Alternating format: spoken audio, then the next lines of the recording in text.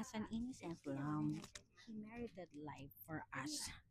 By his blood, which he freely shed in him, God reconciled us to himself and to one another, freeing us from the bondage of the devil and of sin, so that each of us could say with the apostle, the Son of God loved me and gave him for me.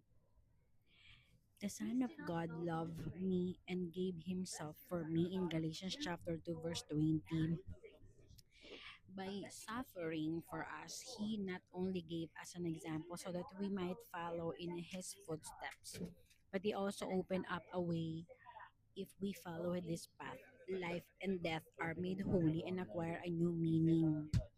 Conformed to the image of the Son, Christians receive the first fruits of the Spirit in Romans chapter 8, verse 23, by which are able to follow the new law of love.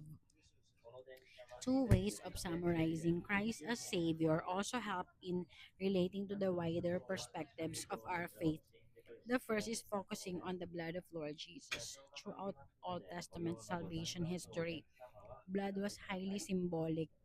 It could repair to deliverance from death in Exodus chapter 12, verse 7, 13, and 22, and life itself in Leviticus chapter 17, verse 11 to 14, or it could mean sin offering, cleansing from sin in Leviticus 16, or blood could mean the seal of the covenant at Mount Sinai.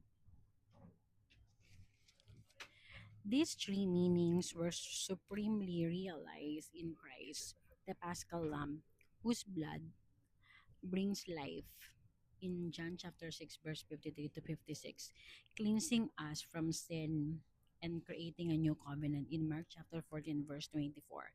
The hymn to Christ in the letters to the Colossians summarizes these dimensions neatly.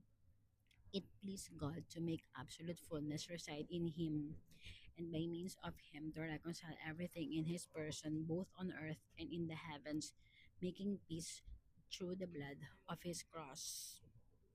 In Colossians chapter 1 verse 19.